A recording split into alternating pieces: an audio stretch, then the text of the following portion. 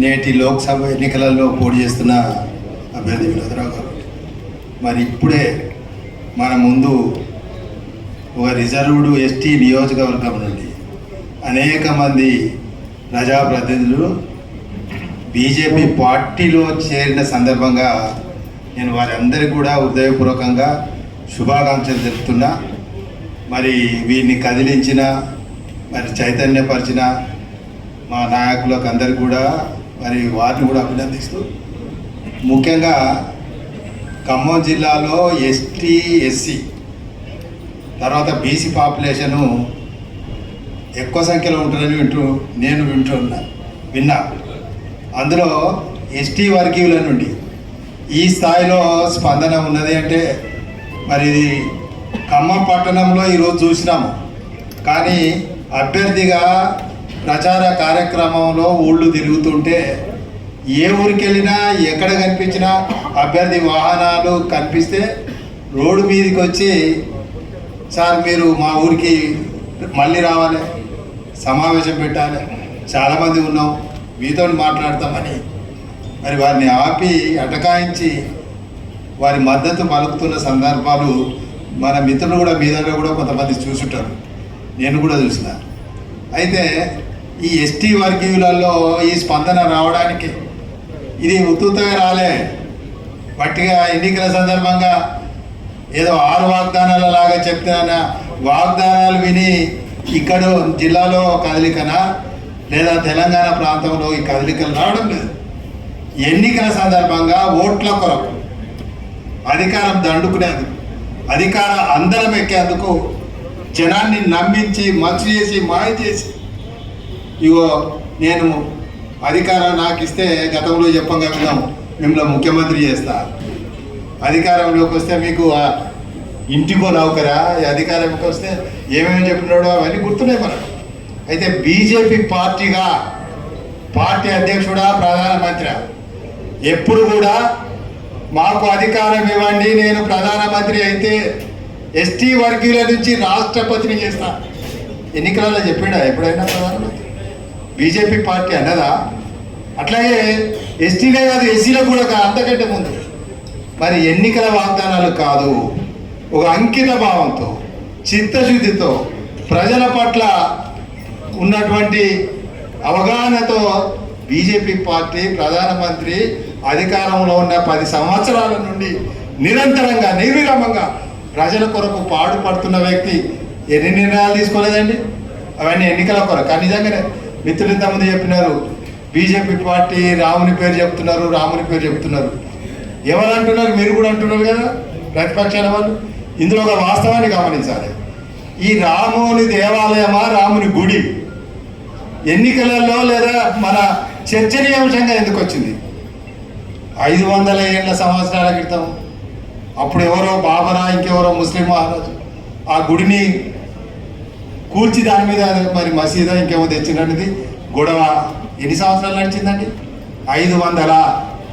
ఎంతమంది ఈ దేశంలో రాచరిక వ్యవస్థలో రాజులుగా సంస్థానాధిపతులుగా కొనసాగిన వాళ్ళందరూ 500 సంవత్సరాలు ఏం చేశారు? ఎన్నడూ కూడా వాళ్ళకు మరి వాళ్ళ శక్తి లేకుండేనా? ఈ దేశంలో యుద్ధాలు జరగలేదా? దురాక్రమణలు జరగలేదా? మరి నిజంగా చాలామంది ఒక నమ్మిన దేవుని పట్ల మరి వీళ్ళకు ఆ భావన ఉంటే ఎవరు కూడా రక్షించేందుకు రాలే, వీళ్ళకి అండగా రాలే.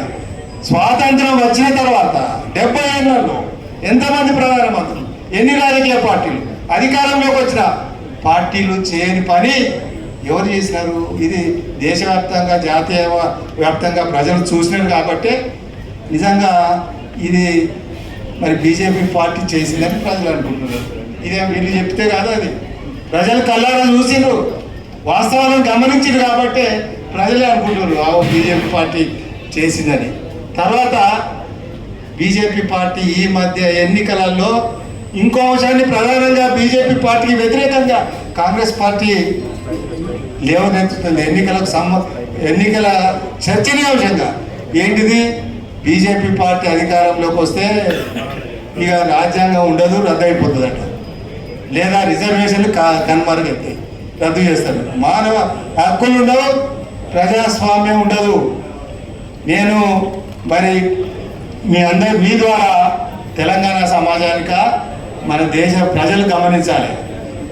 రాజకీయాలలో మీరు చాలామంది ఎన్నికలు అయిన తర్వాత అనేక ప్రభుత్వాలను చూసినటువంటి పాత్రికేయ మిత్రులు ఉన్నారు, ప్రజలు ఉన్నారు. నేను కూడా రాజకీయాలలో మరి నిన్న మొన్న ఉన్నవానే కావచ్చు, కానీ ప్రధానమంత్రిగా నరేంద్ర మోడీ మొదటిసారి పార్లమెంటుకు వెళ్ళిన సందర్భంగా మొదటి మెట్టు దగ్గర సాష్టాంగ నమస్కారం చేశాడు.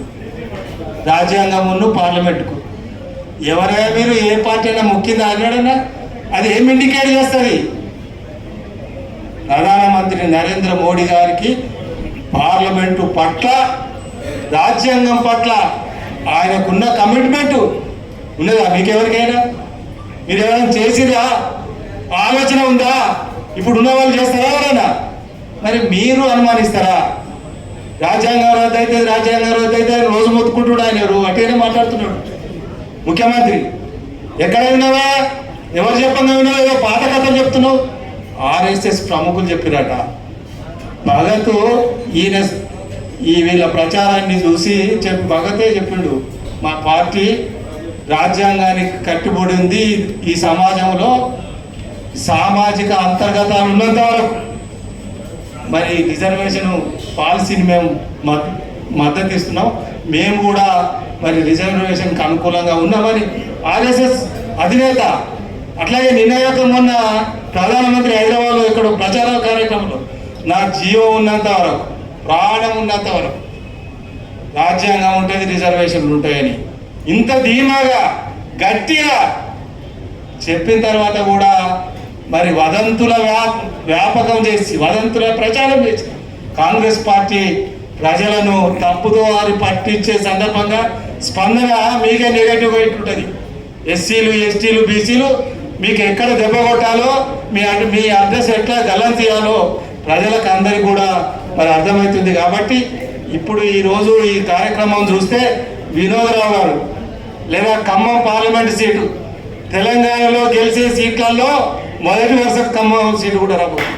ఆ స్పందన కనిపిస్తుంది.